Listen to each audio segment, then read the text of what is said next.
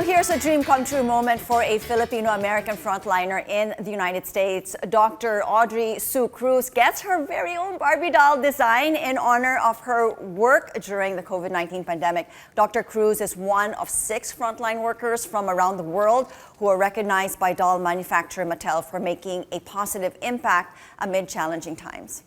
Now, Dr. Audrey joins us all the way from Las Vegas, Nevada. Hello, Doc. Thank you so much for joining us.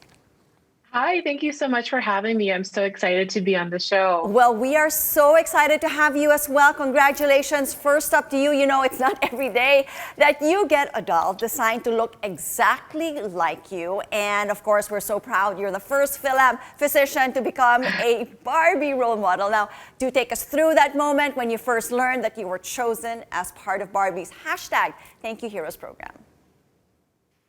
So it was, oh my goodness, just so incredible. I feel so honored with this amazing, it's an opportunity of a lifetime. I didn't think it was even possible that this would even happen to me ever, but it just felt so amazing.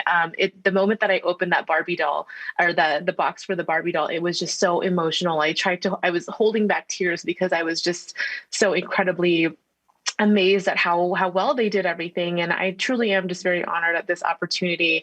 I hope to represent Filipinas, minorities in America, moms in healthcare, as well as all frontline workers who are working so hard during this pandemic. So it truly is a huge honor. I mean, it must come as such a shock for you. I mean, you're just going through your everyday, routines, and all of a sudden you get this notice that's saying, hey, you're going to be a Barbie doll. I mean, how meaningful is this recognition for you? It is so meaningful to me. So they reached out to me actually several months ago via email. They reached out to me from social media, and they said that they had seen the work that I did fighting injustice and stereotypes and bias against the Asian American community. So it really, oh my gosh, it's so meaningful to me. I just feel like I have an opportunity to represent our people and to represent this community that we have. And I just hope that I'm able to show the rest of the world that, you can do anything. You can speak up, you can speak your mind, you can truly do anything you want to be. So that's just a huge opportunity. And I feel like it's an iconic moment for Barbie to have so much diversity in their line, as well as healthcare workers as well. It's just incredible. Now we understand that you are an internal medicine physician. You were recognized, as you mentioned earlier, for treating COVID-19 patients and joining forces with other Asian American physicians to fight this racial bias and discrimination during the pandemic. Now, do describe to us, your experience in terms of treating COVID patients. How challenging was this? Of course, with the pandemic, and for all healthcare workers out there. Yeah. So during the early days of the pandemic, certainly I was working as a hospital medicine doctor. I also did primary care. And with that, I started to do a lot of telemedicine as well. But it was definitely a very challenging time during the early days of the pandemic. And we're seeing a lot of that kind of happening again now with this surge of the Delta variant. But truly, I just a whole lot to recognize just how hard all this frontline workers are working right now. I know it's just a really, really difficult time. But yeah, it's just amazing how Barbie was able to create this moment for us in the front lines, and especially healthcare workers. It really means a lot. Not only that, but you continue to amaze us, Doc. Years ago, we understand that you shifted careers from electrical engineering to medicine. Who does that, right? So what happened there? Tell us more about the story behind that. Yes. So I've always wanted to be in medicine since I can remember, since I was young. My mom is a nurse, and she always inspired me to be in healthcare. But when I was in high school and college, I was really great at math, and I loved it as well, and design and electronics and engineering. So I got my degree actually in electrical engineering. And while I studied engineering, I also did pre-med classes. I volunteered at the hospital. I shadowed other doctors.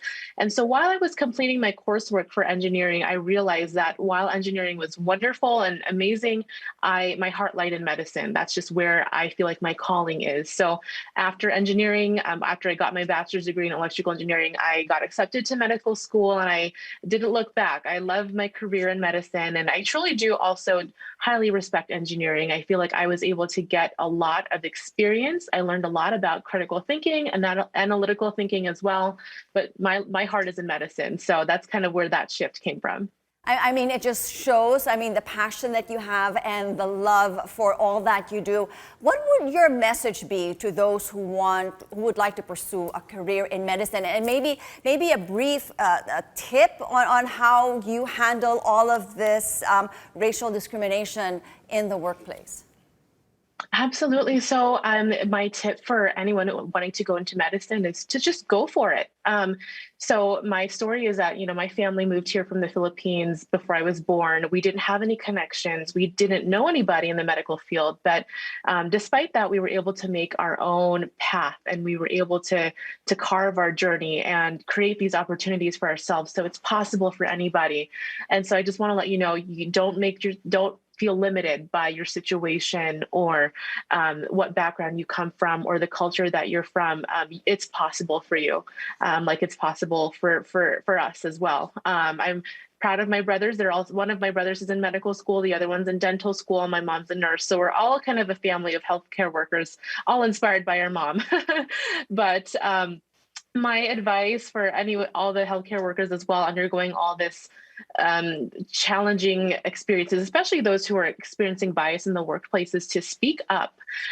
You have a voice, and your voice is so powerful. And this took me a long time to learn as well, because when I was younger, I was shy.